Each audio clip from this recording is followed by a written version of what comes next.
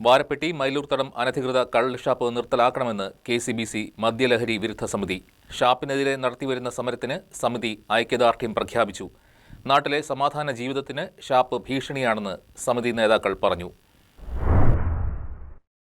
വാരപ്പെട്ടി പഞ്ചായത്തിലെ മൈലൂർത്തടത്ത് അനധികൃതമായി സ്ഥാപിച്ചിരിക്കുന്ന കള്ള് ഷാപ്പ് നിർത്തലാക്കണമെന്ന് KCBC മദ്യ ലഹരി വിരുദ്ധ സമിതിയും മദ്യവിരുദ്ധ ഏകോപന സമിതിയും സംയുക്തമായി ആവശ്യപ്പെട്ടു.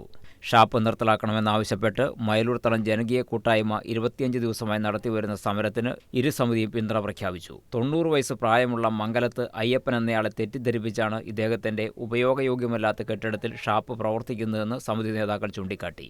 കള്ള് ഷാപ്പിന് ആവശ്യമായ തെങ്ങോ പനയോ ഈ പ്രദേശത്ത് ചെത്തുന്നില്ല.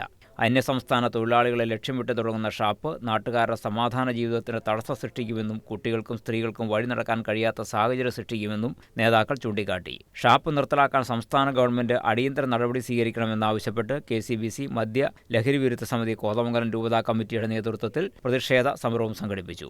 ജനകീയ കൂട്ടായ്മ ജനറൽ കൺവീനർ സനൽ രാജു യോഗത്തിൽ അധ്യക്ഷനായി. കേരള മദ്യവിരുദ്ധ ഏകോപന സമിതി സംസ്ഥാന സെക്രട്ടറിയും KCBC മദ്യ ലഹരി വിരുദ്ധ സമിതി രൂപതാ പ്രസിഡന്റുമായ ജെയിംസ് കോറമ്പേൽ യോഗം ഉദ്ഘാടനം ചെയ്തു.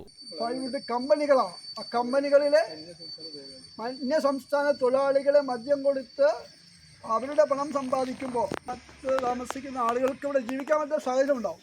അതുകൊണ്ടാണ് ഈ പ്രതിഷേധം. രൂപതാ ജനറൽ സെക്രട്ടറി ജോണി കണ്ണാടൻ, ജോയി പഴയാട്ടിൽ, ബിജു വെട്ടിക്കുഴി, ജിജു വർഗീസ്, സാബു കുരിശിങ്കൽ, മാർട്ടിൻ കീഴേമാടൻ, ജോൺ തോമസ്, ബിന്ദു ഷാജു, ബിജി സൽജു, ബിബി ജോസഫ് എന്നിവർ സംസാരിച്ചു.